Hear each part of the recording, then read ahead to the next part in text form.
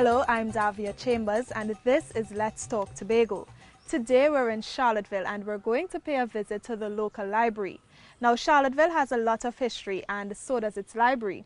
Over the centuries, this village has seen many bloody battles by European powers, raids by pirates. It all happened here.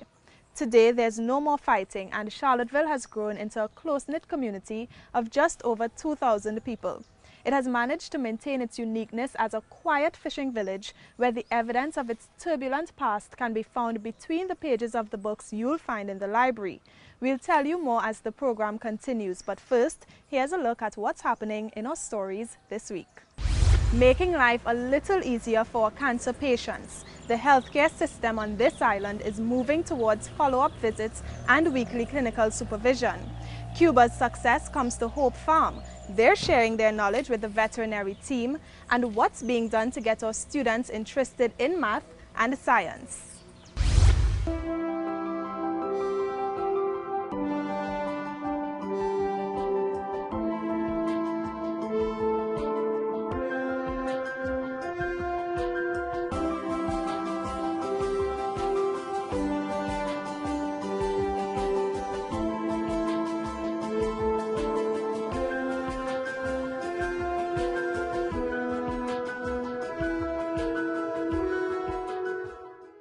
This is Let's Talk Tobago. Today you're joining us at the Charlotteville Library.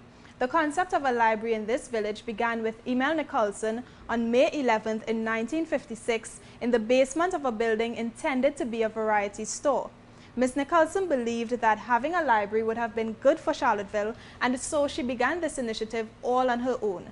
It was eventually taken over in a more official capacity, but even then she continued to make the space available by renting it to house the library. Since then, the Tobago House of Assembly has given state lands and constructed this new library, which opened in 1995. Now, as the program continues, we'll tell you how Ms. Nicholson's selfless act has been honored. But first, if you know or ever heard the story of a cancer survivor, you'd also know that living with cancer isn't easy. Patients are often weak and nauseous, and while some of them might not ask, they can all do with more help and care.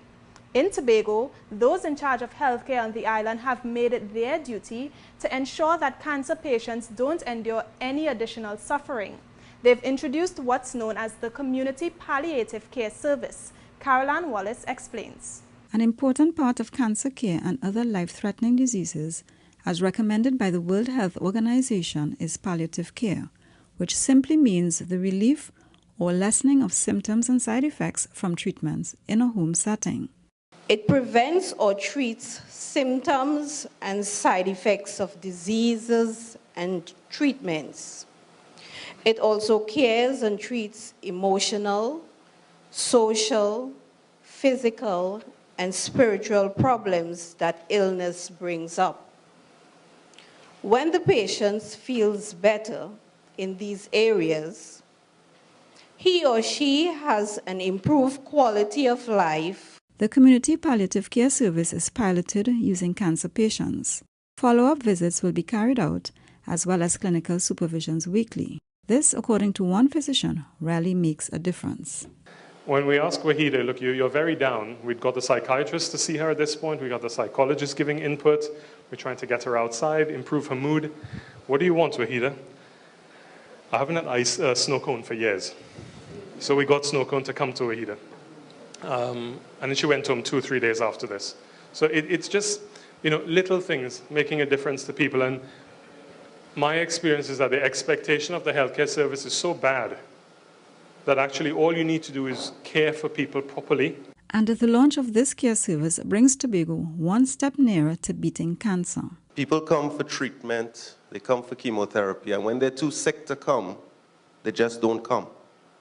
And nobody realizes that Mr. Brown hasn't come. We haven't seen him last session. He just rescheduled the appointment. Nobody notices. And then you pick up your Express or your Guardian and you read your obituary page, and there's Mr. Brown. And everything that happened between that last visit to St. James and that day in the obituary page, nobody really knows about. Palliative care is more than just addressing what happens when the wheels come off. It's a perspective. team members of the Community Palliative Care Service will document the care that they have provided. I'm Caroline Wallace for Let's Talk Tobago. Staying with the health theme, did you know that 7 years ago, back in 2007, heads of government of the Caribbean community started a regional campaign against lifestyle diseases such as obesity, high blood pressure, and diabetes? At that meeting, they also established a Caribbean Wellness Day. But Tobago has gone a step further, hosting a month of activities, one of which included a public testing and screening day. Omadara Mills got the views of some persons who participated in this year's event. Hundreds of Tobagonians lined up at the island's one-day public health checkup under the theme Preserving the Workforce for National and Regional Development. Lloyd Christmas says that the tests allow him to know the state of his health since he's a firefighter. I take the initiative to come here to do this blood screening or blood level test because of the work that I'm oriented to. So in order to, I must keep fit in order to do my role and function correctly. Ivis Bonus's job involves taking care of others, but she knows the only way she can do that is if she herself is healthy. I want to know what's going on with my body and I want to make sure, don't mind again a little joint pain here and there, but still I have to make sure everything is under control and everything is taken care of. The Caribbean Wellness Day in Tobago was facilitated by the Tobago Regional Health Authority and the THA, an event the Supervisor at Works and Infrastructure, Dave Knight, is grateful for since it helps him save money on his health bill. I was on my own business and then I saw the ad across here and I just came across and realized that it's something good. The acting primary care nurse manager, Theresa Brito Williams, says that the event is all about taking a more proactive approach to people's health. We are out here to create an awareness in the community and then to promote activities that are available to help in the reduction of the non-communicable disease on the island, for example, hypertension and diabetes. Tobagonians were also able to get information on the importance of safe sexual practices and their general health, including their weight and proper nutrition. I'm Omadara Mills for Let's Talk Tobago. Italian cruise ship Costa Fortuna sails to Tobago for the first time for the upcoming cruise ship season. The ship will make 7 calls at the Scarborough port. Its arrival will boost this island's tourism numbers, and as Juliet James tells us, the island is readying itself for its newest guest.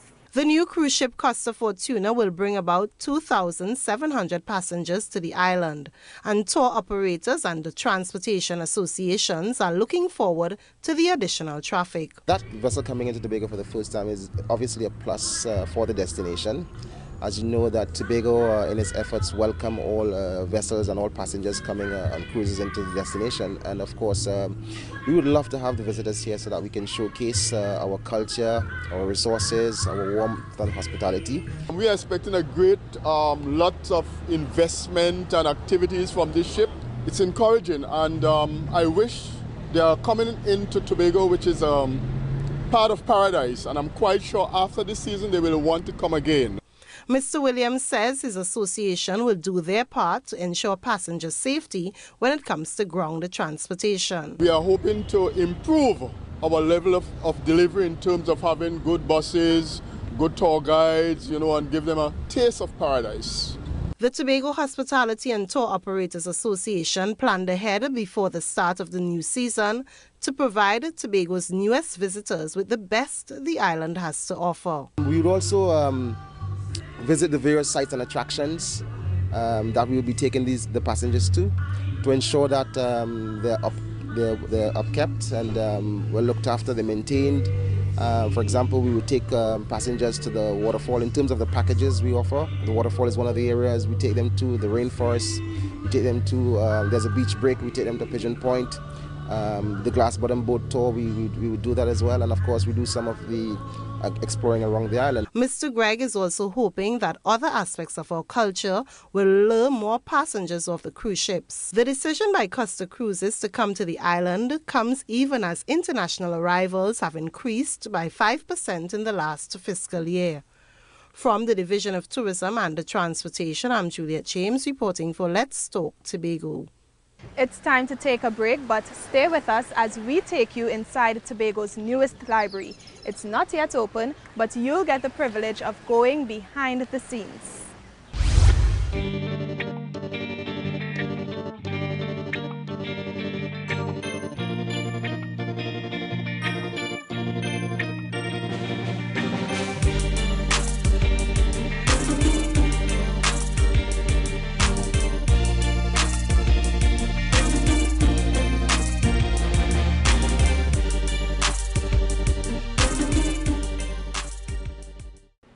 Welcome back to Let's Talk Tobago. Today we're at the Charlotteville Library, which is named after Emil Nicholson, the woman who's behind the opening of a library in this village. This library has 9,000 books at your disposal, boasts of a storytelling room, an auditorium with dressing rooms, a storage area, and a projector room.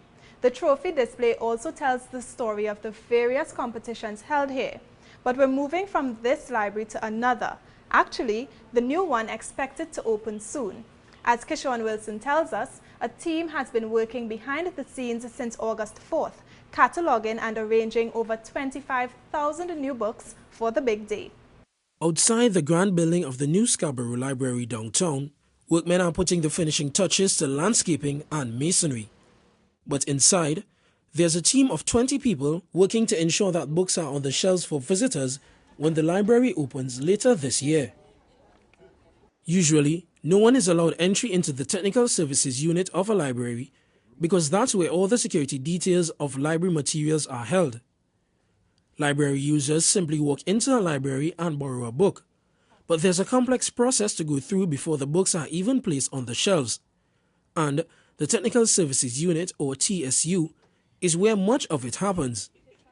The cycle starts at acquisitions, where materials are selected for the use in library collections. Collections are balanced between fiction and non-fiction material for children, young adults, and adults. The next stage is what's known as accessioning. This is where library officers check whether the books were received in good condition and assess whether they got good value for the money spent. At this stage, covers are also added to the books to preserve their shelf life. The books then go on to cataloging. Cataloging deals with developing our database based on the bibliographic records of the materials we have in the library. The next step is processing, where labels, book cards, and date slips are attached. This is how you can see at a glance the book details, the genre, and for how long you can borrow the book. The last step is dispatching, where books are packaged and distributed to the library branches in Charlottesville, Roxborough, and Scarborough. The acquisitions librarian has the main responsibility for selecting and ordering books and audio-visual material for the library's collections. Most persons speak about books when they're speaking about the library. We don't only develop the collection on books. We have different media. We also are seeking to develop a CD collection, a DVD as well. And the collection will also have, we try to balance it between non-fiction and fiction materials. Okay, we're targeting in terms of the age groups. We have the children, we have young adults. Another step forward into the library's journey towards digital is that users can also have access to e-books. I'm Kishon Wilson for Let's Talk Tobago. As Tobago continues working towards its development goals, there are several plans to start improving the agricultural sector. One aspect includes providing more food at more affordable prices for Tobagonians. What this also entails is improving the reproduction services offered to small farmers on the island. To do this, they're getting technical assistance from Cuba on what can be done to improve the artificial insemination process for sheep and goats. There's arguably a high demand for mutton, lamb, and goat here in Tobago. So the challenge facing livestock farmers is keeping up. Reproduction therefore plays a big role in the supply process, and while some of it is done naturally, artificial insemination provides an additional boost. But compared to other livestock, this is a complicated process for sheep. Why? Well, for beginners, ewes have a curved cervix, which is more difficult to access. This meant that vaginal insemination of sheep only resulted in a 40 to 60% success rate and was often referred to as a shot in the dark. But with improvements in science, there's now an insemination procedure which yields higher success rates, and for access to that knowledge, the Department of Agriculture is looking to Cuba. They would have indicated to us the type of success that they would have been receiving. Over 90% success in goats and at least about 70% success in sheep, which is still remarkable compared to the industry average worldwide. Normally, particularly in sheep, it would not be over 35%. And with the Cubans' success, they are willing to share their knowledge with the veterinary team at the Artificial Insemination Unit at Hope Farm, all to the benefit of the local farmers. It reduces the cost that the farmer has to endure in keeping a male animal, all the associated costs of feeding and keeping it well, treating it. And as well, it's an opportunity for us to constantly bring to the farmer genetic material that is of the best quality so that the farmer doesn't have to rely on the same animal all the time. Sheep farmer Rudolph Hippolyte says there's been the exchange of rams so many times that farmers like himself now have the issue of inbreeding, so he's grateful for the initiative. I appreciate this very much, and I think on behalf of the other livestock farmers, we appreciate it very much. We appreciate the division letting us know what they have about their visit to Jamaica and Cuba. And we welcome it, and we look forward to it really. We are waiting patiently on this development. The collaboration with Cuba in this area is part of the Division of Agriculture, Marine Affairs, Marketing and the Environment's strategic plan to improve the sector over the next 3 years. I'm Omadara Mills for Let's Talk Tobago.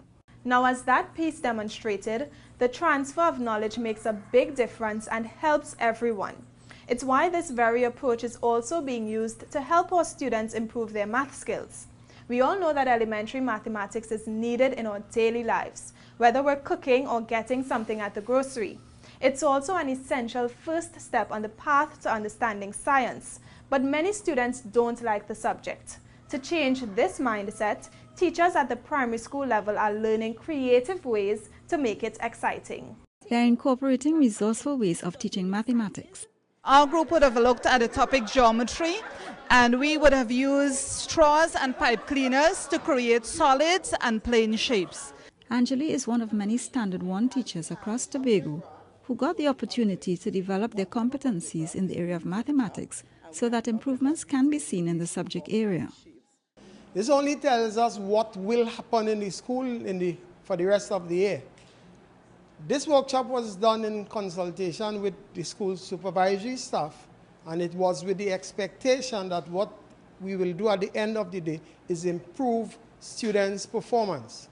The enthusiasm shown by the participants and the interest and the willingness to want to go back to school to try it out during the days, that was very satisfying. When these teachers return to classroom, they'll be attempting new ways to teach a range of concepts like measurement.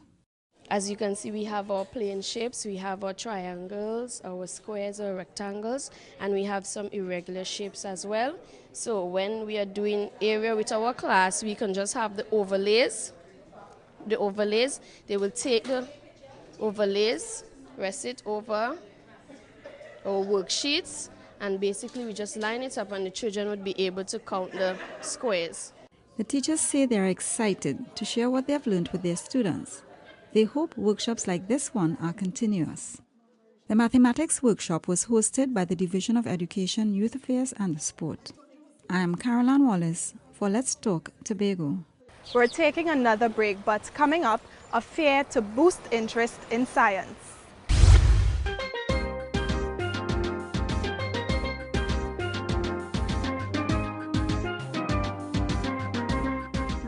Welcome back to Let's Talk Tobago. Thanks for staying with us at the Charlotteville Library. There's so much to learn about our history here, from issues surrounding global politics to information about our local heroes, it's all available. This library also has an auditorium that can seat up to 100 people, which is named in honor of the late Arthur Moore. Who is Mr. Moore? Well, he joined the Charlotteville Library in 1957 as the first library assistant. He retired after 39 years of service. This is the only library in the country that has honored a former employee in this way. Science helps with our numeracy and technical skills. It also deepens our understanding of the way things work. This means it plays a critical role in our every action. But it's an area many are shying away from. But the 2014 Tobago Science Expo sets out to change this. Science as the new cool subject is gaining popularity in Tobago. And this isn't just a talk shop.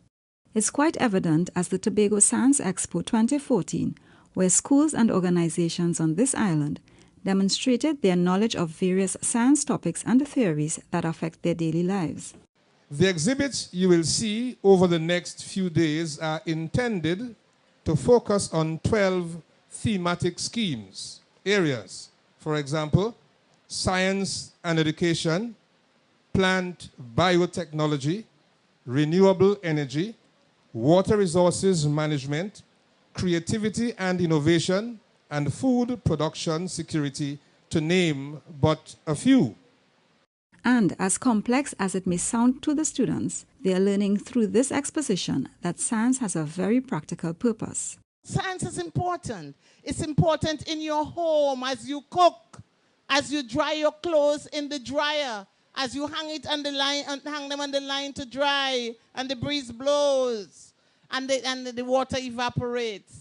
So we want to see you experience science. The Science Expo hopes to deepen the students' appreciation and understanding of the subject area.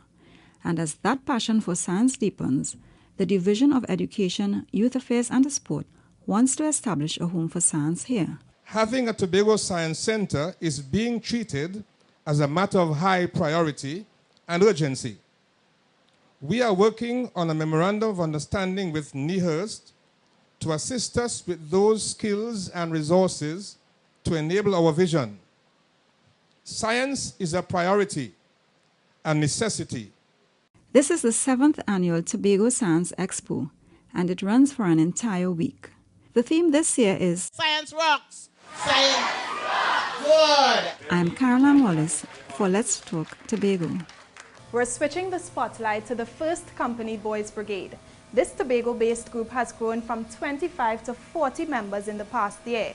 And although they're known for their musical performances, they're more than a band. This is the story of their evening of appreciation.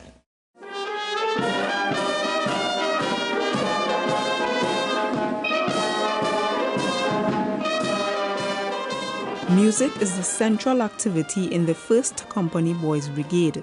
So their evening of appreciation and reflection would not have been complete without it. But this organization, which is geared towards promoting obedience, discipline, and self-respect among young people, has also been involved in other activities. Christmas dinner, quite different. The dress code was formal. The boys escorted the girls, and they were both taught what is expected of them on formal occasions. And it was just in July of this year that, with much effort from the group and financial support from organizations such as the Tobago House of Assembly, that they were able to go to Montserrat for the biannual regional fellowship camp. The camp was a learning experience for everyone. Some events included map reading, a trip to the observatory where we observed the volcano and the former capital, Plymouth, where we had a first-hand view of the destruction caused by the volcano. At their evening of appreciation, they also presented awards to outstanding members in areas such as academics, music, religious instruction, and athletics. Over the years, the THA has recognized the important role the Boys Brigade has played in molding young persons into well-rounded citizens and supports the organization in their efforts. I'm Umadara Mills for Let's Talk Tobago. The Limbo is performed in both Trinidad and Tobago. Some believe it's a portrayal of the slaves going down in the hold of a slave ship which carried them off into slavery. Whatever its origins, it has evolved somewhat, and today a big element includes what's known as tricks. This involves but isn't limited to using fire or even covering the dancer's eyes. Well, let's meet two young Tobagonians who used this dance and some tricks to win a national competition. They limboed their way to victory, all the way from Tobago. The Tobago duo Johnny Trim and Carrie Manning, representing Zante Dance Company, danced away as winners of the 2014 edition of Trinbago Kids Got Talent competition. You know, in Tobago, limbo dancing is kind of fading away, and I wanted us to keep it rooted. And I said, this is the opportunity to showcase that, you know what, Tobago still has it, and the kids are just 9, and it will be something amazing, especially how they're doing fire and all different tricks, and you know, so they're going to wow and give a wow factor to the audience. And it's the tricks, according to Darcel, that gave them the edge. When they went to the prelims and they started to dance and they felt this confidence at the crowd, because in the prelims there weren't much people, it was just 2 people and myself. And I just keep screaming, I said, come on, we could do it. And they keep going lower and lower, and the guys and judges get more excited. And one time they said, see you in the finals. But Darcel says winning this means more than receiving prizes. She says it has increased the attendance of the school and raises the standard of the group, which in turn exposes this island. But her career as a dance tutor with the Division of Community Development and Culture also allows her group to continuously stand out. She explains. Well, if I return today, the next day I call a rehearsal. I don't wait.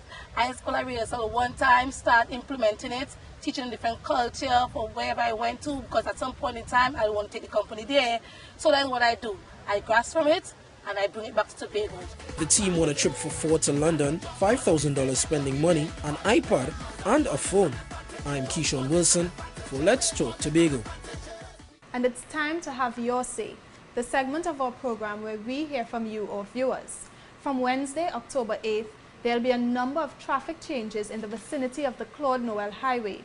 There'll be no right turn from Old Government Farm Road onto the highway. All drivers wanting to access the highway from Mount Mary Road will only be able to turn left, and there'll be no right turn at Darrell Spring. Now, this is a condensed version of the recommendations of the Traffic Management Committee. So today we're asking, how do you feel about these changes which are designed to promote road safety in Tobago? This is what you said. Avoid plenty of accidents and cars are turning right on the highway. It's very difficult, right? They need to get some flyovers and things into place. Well, I don't have no problem with the changes. I don't think anything wrong with it. Well, actually, the one from Shore Park, I know that would be difficult for persons who working from Shore Park who want to go Signal Hill. I can't think about the others yet, but I know that one would be difficult. I think that is quite sensible.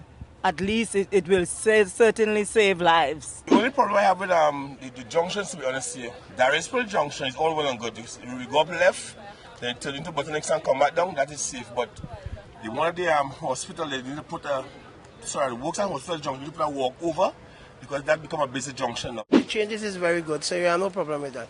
I have no problem with that. And that's how we bring this week's edition of Let's Talk Tobago to a close. Remember, you can send us your comments or queries on anything you've seen in this program to information@tha.gov.tt, or even visit us at www.tha.gov.tt. Like us on Facebook and subscribe to our YouTube channel. I'm Davia Chambers, and on behalf of all of us at the Department of Information, have a safe and enjoyable week. And as we go, here's a final look at the Charlotteville Library.